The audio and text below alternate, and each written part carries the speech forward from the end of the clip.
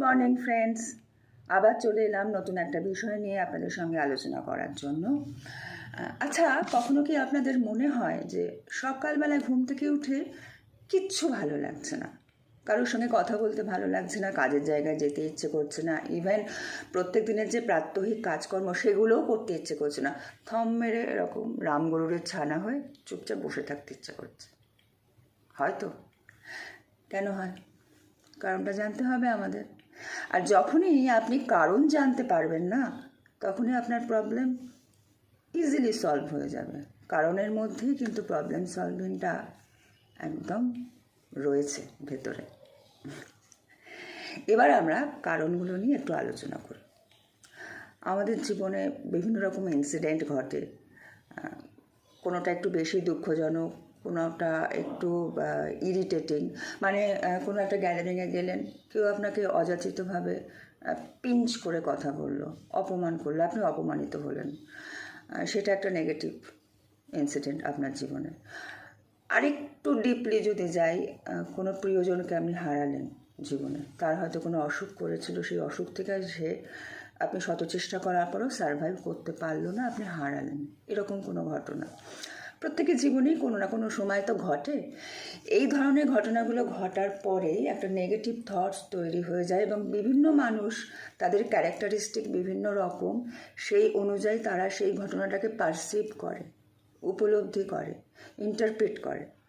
এবং সিমিলার কোনো ইনসিডেন্ট যখন ভবিষ্যতে ঘটতে যায় লাইফে, ঠিক আগে যেটা ঘটেছিল সেইটাই ভেবে নেয় যে ওই রকমই হবে, ওর থেকে অন্য কিছু হতে পারে না, সুতরাং হাত গুটিয়ে রেখে কোনো রকম চেষ্টা না করে আমরা আমাদের ফলাফল পেয়ে গেছি সেটা ভেবে নিয়ে চুপচাপ বসে যাও।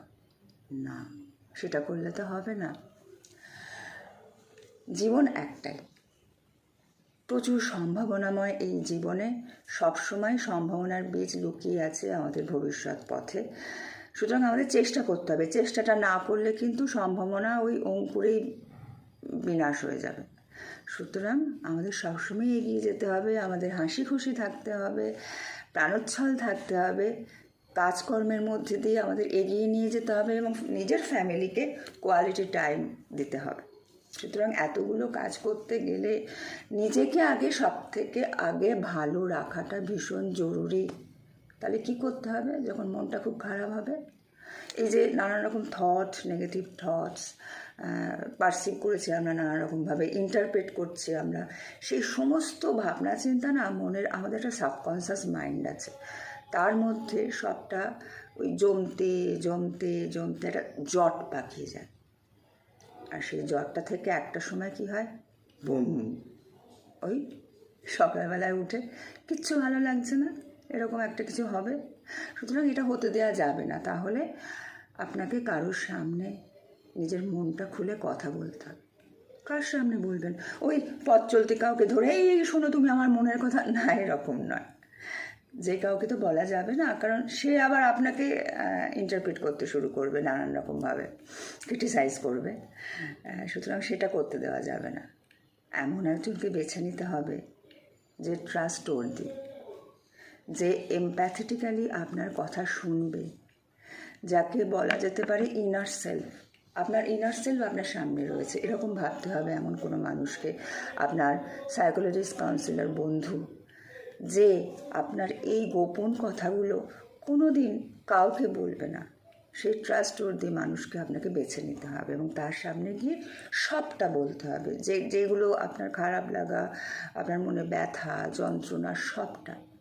এবং সে নিশ্চয়ই ওয়ে আউট করে দেবে যে কী করতে হবে, কিভাবে চলতে হবে। তাহলে আর বসে না থেকে এরকম সমস্যার সমাধান করতে গেলে তাহলে আপনার কাউন্সিলর, সাইকোলজিস্টের কাছে যান, কথা বলুন, ফোন করুন মন খারাপ লাগলে। আজকের মতো এখানেই শেষ করছি। ভালো থাকবেন, পরিবার সবাইকে ভালো রাখুন।